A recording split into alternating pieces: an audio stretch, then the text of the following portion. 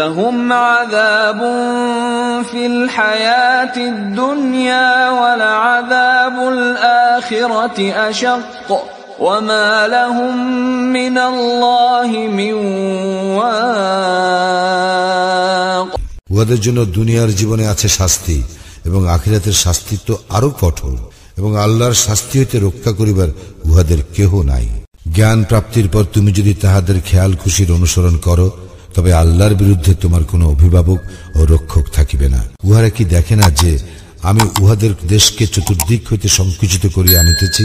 আল্লাহ আদেশ করেন, তাহার আদেশ রদ করিবার কেহ নাই, এবং তিনি হিসাব গ্রহণে তৎপর। উহাদের পূর্বে যাহারা ছিল তাহারাও চক্রান্ত করিয়াছিল, কিন্তু সমস্ত চক্রান্ত আল্লাহর ইখতিয়ারে। প্রত্যেক ব্যক্তি যাহা করে তাহা তিনি জানেন, এবং কাফিররা শীঘ্রই জানিবে শুভ পরিণাম কাহাদের জন্য।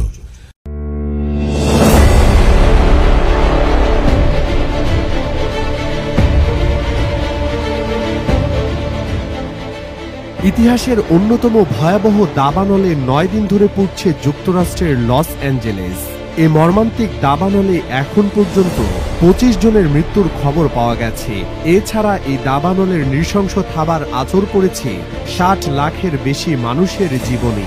এরই মধ্যে দুর্গত এলাকাগুলো টর্নেডোর ঝুঁকিতে রয়েছে বলে জানিয়েছেন আবহাওয়াবিদরা। আবহাওয়া বিশেষজ্ঞরা বলছেন, বর্তমান পরিস্থিতিতে দাবানল দুর্গত এলাকাগুলো টর্নেডোর ঝুঁকিতে রয়েছে। এটি বিরল হলেও এমন এক বিপজ্জনক অবস্থার উৎপত্তি হয়েছে যেখানে দাবানল তার নিজস্ব আবহাওয়া তৈরি করে থাকে। যুক্তরাষ্ট্রের জাতীয় আবহাওয়া দপ্তর সতর্ক করে বলেছে, দাবানল ছড়িয়ে পড়া এলাকায় বাতাসের তীব্রতা বেশি রয়েছে, পাশাপাশি পরিবেশ খুবই শুষ্ক। এই দুয়ে মিলে এক বিশেষ বিপজ্জনক পরিস্থিতি তৈরি করেছে। এই পরিস্থিতিতে বড় আকারের নতুন দাবানল দেখা দিতে পারে। আবহাওয়াবিদ টড হল বলেছেন, বর্তমান চরমভাবাপন্ন আবহাওয়ায় শক্তিশালী টর্নেডোর সৃষ্টির আশঙ্কা রয়েছে। গত আগস্ট মাস ধরে বৃষ্টি না হওয়ায় দাবানলের কারণে দক্ষিণ ক্যালিফোর্নিয়ার বাতাসের মান ও গতি আরো খারাপের দিকে গেছে।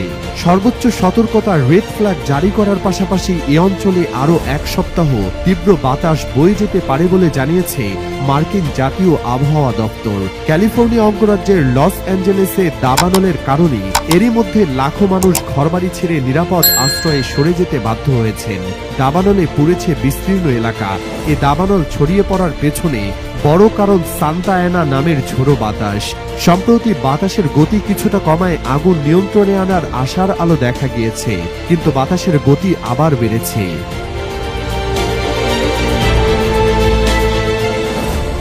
লস অ্যাঞ্জেলেসে দাবানল শুরু হয় 7 জানুয়ারি। সেখানকার প্যালিসেডস এবং ইটন দাবানল দুটিকে সবচেয়ে ভয়াবহ বলা হচ্ছে। এই দুই দাবানলে অন্তত 145 বর্গ কিলোমিটার এলাকা পুড়ে ছাই হয়ে গেছে। ভৌগোলিক হিসেবে এই আয়তন নিউ ইয়র্কের ম্যানহাটন এলাকার 2.5 গুণ। দাবানলের বিপর্যয়ে অন্তত 12,000 অবকাঠামো ধ্বংস হয়ে গেছে। স্থানীয় পুলিশ বিভাগের হিসাব অনুযায়ী আরো 57,000 অবকাঠামো ঝুঁকির মুখে রয়েছে। এদিকে ইউসিএল এর একটি বিশ্লেষণে বলা হয়েছে, এই দাবানলগুলো বর্তমান বিশ্বের জলবায়ু পরিবর্তনের প্রভাবে আরো বড় এবং গরম হয়ে উঠেছে, যেখানে গ্রিনহাউস গ্যাস দূষণ একটি বড় ভূমিকা রেখেছে।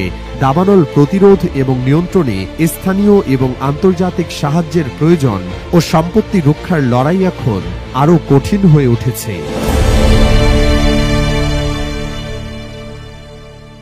ফিলিস্তিনের গাজাকে এখন বলা হচ্ছে ইসরায়েল কর্তৃক নির্মিত পৃথিবীর সবচেয়ে বড় গোরস্থান। কিছুদিন আগের ব্যস্ততম শহরের ঘনবসতিগুলো এখন ইট পাথরের মরুভূমি। লাশের গন্ধ ফিকে হয়ে এসেছে। যারা এখনো বসবাস করছেন তারাও রয়েছেন মৃত্যুর অপেক্ষায়। সব মিলিয়ে এমন ধ্বংসযজ্ঞ কমই ঘটেছে পৃথিবীর ইতিহাসে। অবরুদ্ধ গাজা উপত্যকায় ইসরায়েলের নির্বিচার হামলায় যে পরিমাণ ধ্বংসস্তূপ তৈরি হয়েছে তা অপসারণে 14 বছর সময় লাগতে পারে বলে জানিয়েছে জাতিসংঘ। শুধু ইট পাথরের ধ্বংসস্তূপ নয়, প্রায় 7.5 মাস ধরে চলা ইসরায়েলের ধ্বংসাত্মক যুদ্ধে অবিস্ফোরিত অনেক গোলাবারুদও রয়ে গেছে। যে কোনো সময় সেগুলোর বিস্ফোরণ ঘটতে পারে। শুক্রবার জেনেভায় এক প্রেস ব্রিফিংয়ে জাতিসংঘের মাইন অ্যাকশন সার্ভিসের জ্যেষ্ঠ কর্মকর্তা পেহর লোথাম্মার জানিয়েছেন, ফিলিস্তিনের গাজায় প্রায় 3,70,00,000 টন ধ্বংসস্তূপ জমা হয়েছে।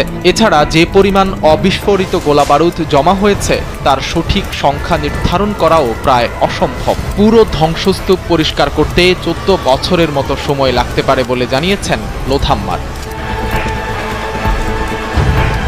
গাজার ক্ষমতাসীন ইসলামী শাসক গোষ্ঠী হামাসের বিরুদ্ধে ইসরায়েলের সামরিক অভিযান 23 লাখ মানুষের সংকীর্ণ ও উপকূলীয় অঞ্চলটিকে মরুভূমিতে পরিণত করেছে। বর্তমানে সেখানকার বেশিরভাগ বেসামরিক মানুষ গৃহহীন, ক্ষুধার্ত এবং রোগাক্রান্ত অবস্থায় রয়েছেন। জাতিসংঘের কর্মকর্তা পেহর লোথাম্মার আরও জানান, সাধারণত স্থল বাহিনীর ছোড়া গোলাবারুদের অন্তত 10% অবিস্ফোরিত ও বিকল অবস্থায় থেকে যায়। যদি 100টি ট্রাক ব্যবহার করে টানা 14 বছর ধরে গাজার ধ্বংসাবশেষ সরানো হয়, তাতেও কাজ শেষ হবে কিনা সন্দেহ রয়েছে। শহরটি উদ্ধারে দ্রুত পরিকল্পনা করা উচিত। গাজা উপত্যকার ক্ষমতাসীন গোষ্ঠী হামাসের শত শত যোদ্ধা গত 7 অক্টোবর ইসরায়েলের উত্তরাঞ্চলে ঢুকে 1200 জনকে হত্যা এবং আরও 253 জনকে ধরে নিয়ে গাজায় জিম্মি করে রাখে। গাজায় হামাসের হাতে এখনও 129 জন ইসরায়েলি জিম্মি রয়েছেন বলে ধারণা করা হয়। এই ঘটনার পর শুরু হয় অসম এক যুদ্ধ। ইসরায়েলি প্রতিরক্ষা বাহিনীর হামলায় এখন পর্যন্ত 34,000-এরও বেশি ফিলিস্তিনি নিহত হয়েছেন, যাদের মধ্যে অন্তত 2/3 নারী ও শিশু। হামলা থামাতে বিশ্ব সম্প্রদায়ের অনুরোধও তোয়াক্কা করছে না ইসরায়েল। তারা গাজাকে সম্পূর্ণভাবে মাটির সঙ্গে মিশিয়ে দেওয়ার হুমকি দিচ্ছে। হঠাৎ করেই যেন দুঃস্বপ্নের মাঝে ডুবে যাচ্ছে রৌদ্রোজ্জ্বল এই শহর।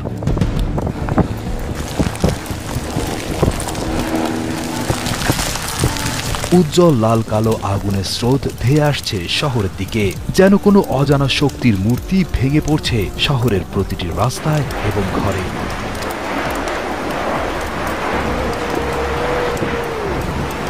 লাভা এক অতি ক্ষমতাধর অগ্নিস্রোত।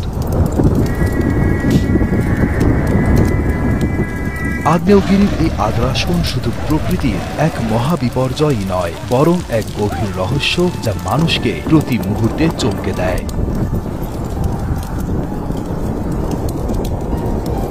লাভা হলো আগ্নেয়গিরির অভ্যন্তর থেকে নির্গত তপ্ত তরল শিলা। মাটির নিচের অতি উচ্চ তাপমাত্রা এবং চাপের ফলে বিভিন্ন প্রাকৃতিক কারণে যখন ভূপৃষ্ঠে উঠে আসে, তখন আমরা তাকে লাভা হিসেবে জানি। লাভা এতটাই ভয়ঙ্কর যে এর তাপমাত্রা 700 থেকে 1200 ডিগ্রি সেলসিয়াস পর্যন্ত হয়ে থাকে, যা তাৎক্ষণিকভাবে গলিয়ে দিতে পারে যে কোনো কিছু।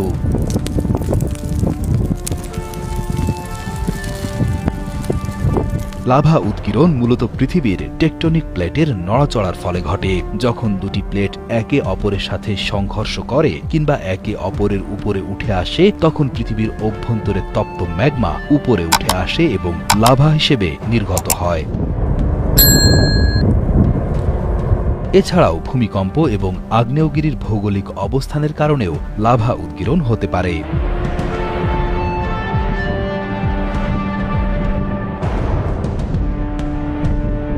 লাভা উৎগীরণ এক ধরনের প্রাকৃতিক মহাবিপর্যয়, যা মানব জীবন ও সম্পদের উপর ধ্বংসাত্মক প্রভাব ফেলে।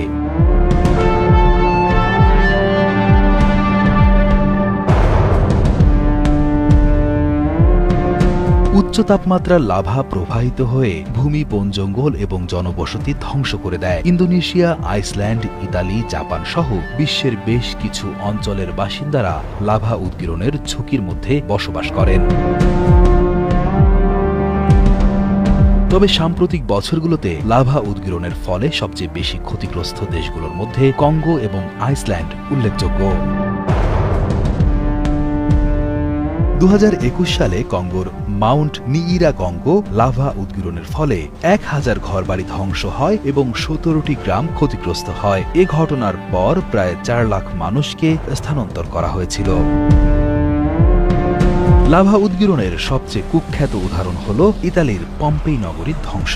খ্রিস্টপূর্ব ৭৯ সালে ভেসুভিয়াস আগ্নেয়গিরির উদ্গীরণে পম্পেই নগরী সম্পূর্ণরূপে ধ্বংস হয়ে গিয়েছিল।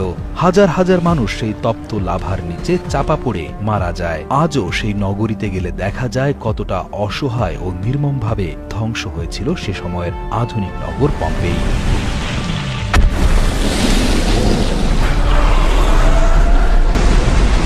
লাভা উদ্গীরণ একদিকে যেমন ভয়ঙ্কর তেমনি রহস্যময়। সৌভাগ্যবশত বাংলাদেশ তথা ভারতবর্ষে উল্লেখযোগ্য সক্রিয় আগ্নেয়গিরি না থাকায় এ অঞ্চলে ভয়াবহ এই প্রাকৃতিক দুর্যোগের সম্ভাবনা নেই বললেই চলে।